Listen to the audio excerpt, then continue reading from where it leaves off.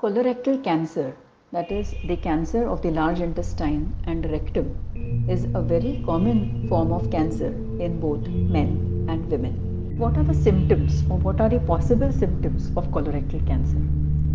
Any alteration in bowel habits for prolonged periods of time.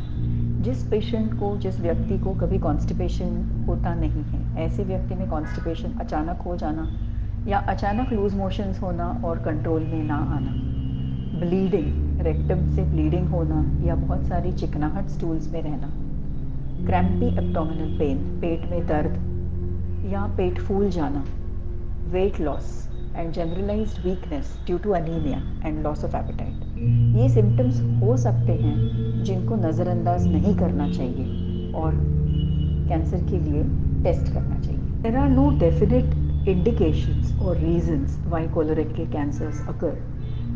हर प्रकार के economic background के patients में colorectal cancer पाया जाता है. जिनको कॉन्स्टिपेशन लगातार होता है, ऐसे पेशेंट्स में ज़्यादा पॉसिबिलिटी है कोलोरेक्टल कैंसर की. तथा कुछ प्री मैलिग्नेंट कंडीशंस या सिंड्रोम्स होते हैं.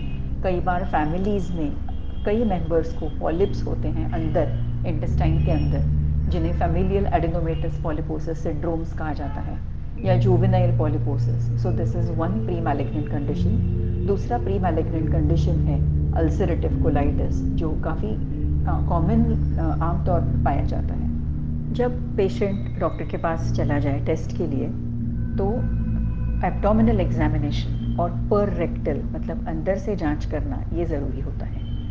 Abdominal examination will indicate in case there is a large lump or a tumor जो ऊपर से ही फील होगा. एंड पर रेक्टल एग्जामिनेशन मतलब रेक्टम के अंदर से डॉक्टर जो जांच करेंगे उंगली के द्वारा ओपीडी बेसिस पर ही, अगर कोई ट्यूमर लो एरिया में या रेक्टम में हो तो वो तभी पता चलेगा. The other diagnostic investigations which need to be done are mainly imaging, that is CT scan of the abdomen is a very important diagnostic investigation for colorectal cancer. The CT scan will show the location, type of tumor, size of tumor, extent of the lesion, बाकी किन अवयवों में organs में कोई metastasis मतलब spread है या नहीं.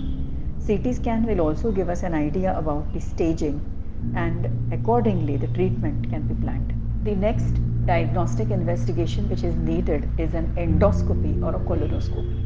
Colonoscopy मतलब दूरबीन द्वारा बड़े आंत की, लार्ज इंटेस्टाइन की जांच. इसमें we get to know the physical size of the tumor, whether there are any skip lesions, और उसी समय बायोप्सी भी ली जाती है कंफर्मेशन के लिए, ताकि उस रिपोर्ट के बिना पर आगे का ट्रीटमेंट प्लान किया जा सके. There are certain blood investigations which are also important for diagnosis, routine blood investigations and specific investigations such as tumor markers, carcinoembryonic antigen. This is a prognostic marker, मतलब आगे चल के ये ट्यूमर कैसे behave करेगा, इसका असेसमेंट CEA द्वारा होता है.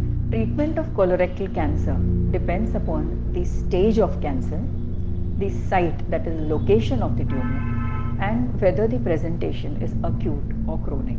अगर पेशेंट को धीरे धीरे सिम्टम्स हो रहे हैं जो कि क्रोनिक स्टेज में है, प्लान्ड सर्जरी की जा सकती है.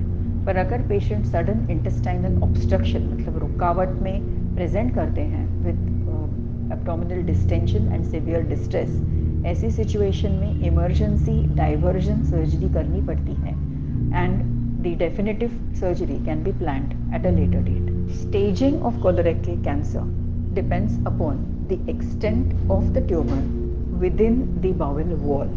मतलब कुछ ट्यूमर्स बहुत छोटे हैं, आसपास के स्ट्रक्चर्स में इंटेस्टाइन की वॉल में तक पहुँचे नहीं हैं, तो वो बहुत अर्ली स्टेज कहलाते हैं.